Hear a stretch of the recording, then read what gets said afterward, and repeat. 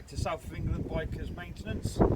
Today what we're going to be discussing is how to do a bike service.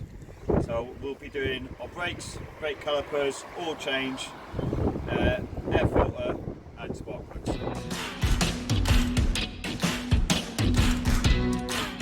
So basically 2 bolts, move those. On these specific brakes you've got these pins which go through these holes here. Goes through here and here, and that holds the brake pads in place. Obviously when you whenever you do anything like this, just give the pistons a quick clean up because of all the dirt that's around them. And once you've done that, when you push them back in, all the dirt won't go back up into the tubes with the brake. It's very much a strongly advisable that you do it. Usually a little bit of WD-40, toothbrush. Obviously this time I'm using tissue. You just need to make sure you get absolutely everywhere, even on the back here.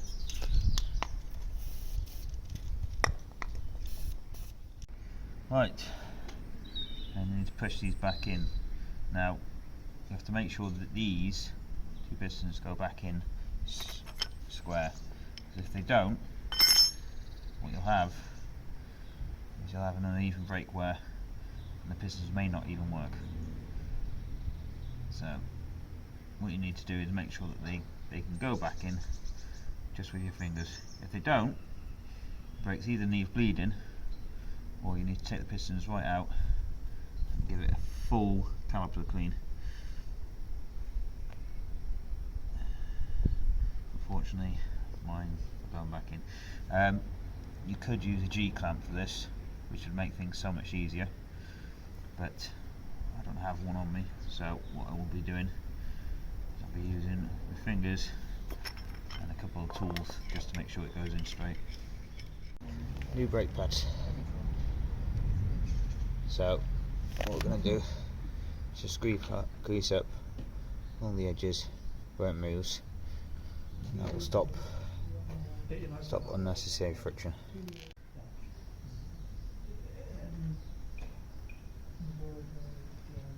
And then the second one, stick on top for now, like that, and then stick that in. Obviously put them in that way, but and obviously make sure that doesn't keep happening.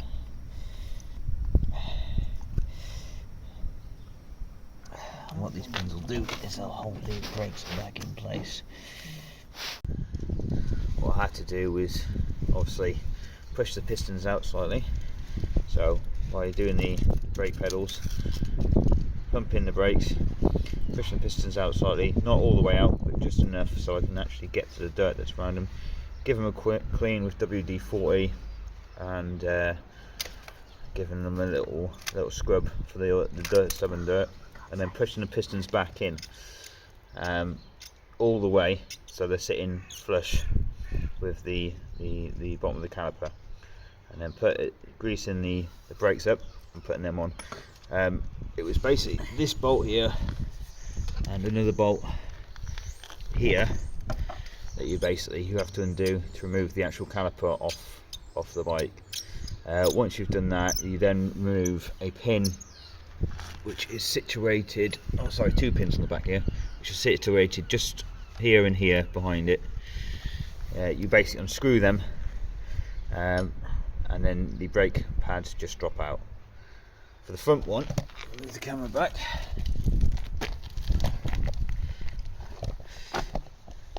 You have a little grub screw here. You have to remove, take the pin out. This tends to be, I've noticed, very similar with a lot of bikes. They have a little grub screw over it, or a cap, or something that you have to remove first to be able, and then get to the screw. But same thing again, removing this, dropped the two brake pads out.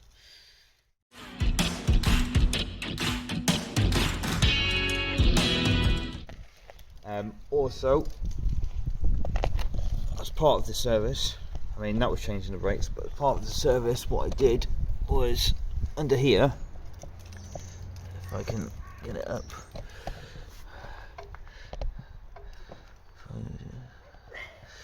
just about, I can't see that. Let me just adjust the camera height. Right, up there. That's where my air filter sits for my airbox. It's like a cassette, so I pulled it out because it's an aftermarket one. Gave it a clean, resprayed it with oil-based spray. Petroleum-based spray that would actually attract the dirt as it's riding along. So that was redone because it's an aftermarket. Don't have to throw it away, can reuse it. But if you've got a standard one that comes with the bike, it suggests that you can just chuck that away and get a new one. There are ways you can reuse them, but I wouldn't suggest it. It's just easier just to chuck it and get a new one. And the last thing, well, not last thing, but second from last thing, these spark plugs. Right, on this it's actually quite easy to get to because it's just both sides of the engine, this side and exactly opposite.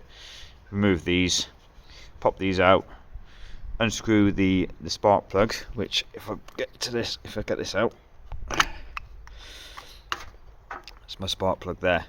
Now, use a spark plug tool. There's no really two ways about it. You need a spark plug tool. Make sure it's the right one for your bike. If you're unsure, your owner's manual will tell you, or most forums or the internet, anything on the internet, if you do a search for your bike and year, it will give you the exact tool that you need to use for it.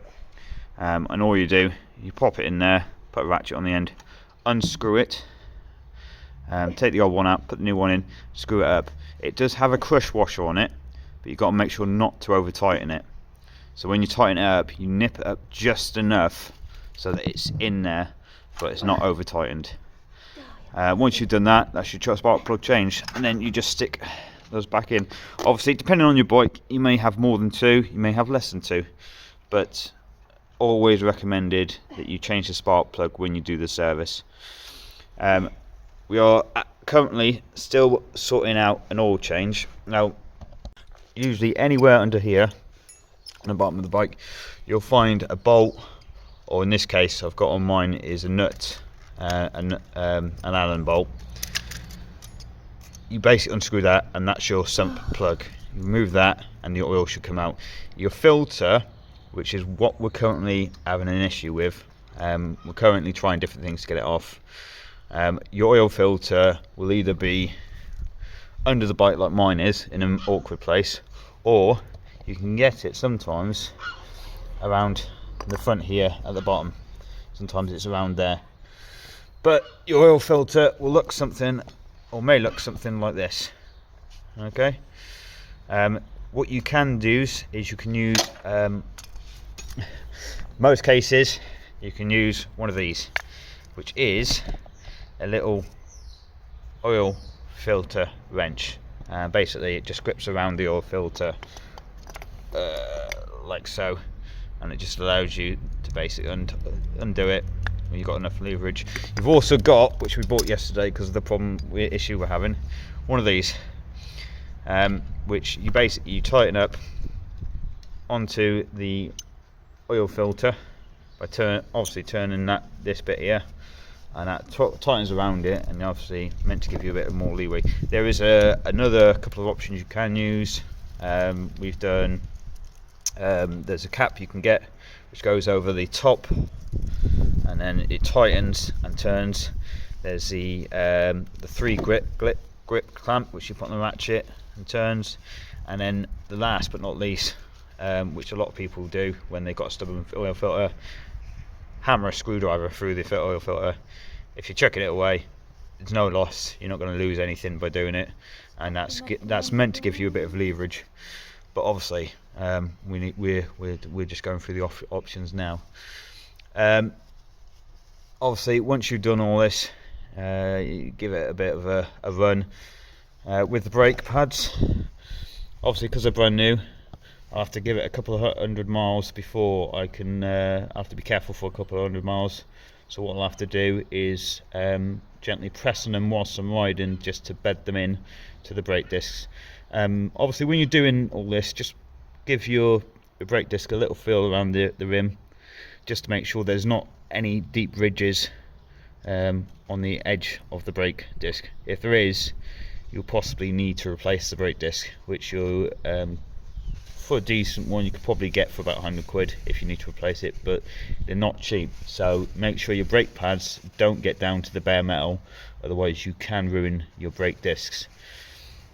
Obviously with my bike, because the front and back are linked brake wise, whenever I do press the front brake, it does put the rear brakes on. So it's worth every so often just checking the amount of meat you've got on your pads, just to make sure they're not too low. And if they are low, getting replacements straight away.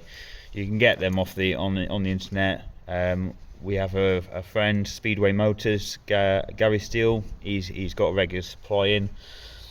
But always make sure you've got the right tools for it. In this case, my bolts on the front and on the rear bike of the bike are completely different. The different sizes. In most cases you find that they're the same size, but in this case different sizes. You can do a brake fluid change as well when you're putting new brake pads in. There's nothing wrong with doing it. You don't have to, but if you do it, just make sure that you bleed it properly. When you've got link brakes, you have to do it in stages. If you've got separate brakes, it's so much easier because you can bleed one and then bleed the other. And obviously with ABS brakes, there's a certain way you have to do it, which we will discuss at a later stage in a different video. Obviously make sure everything else is done, chain, bike clean, everything, lube everything up, and that's basically your service done. It shouldn't take you too long. It should take you a couple of hours if done properly, but in this case it's taken me more time. Obviously your first time will be a little bit longer, but take your time, work methodically, make sure you got everything before you start, and then you should find that it will all run smoother than if you have to keep running off and getting stuff. And that's basically it. So hope you have enjoyed the video. I'll post some more videos up as we go, but yeah, until then, ride safe and enjoy.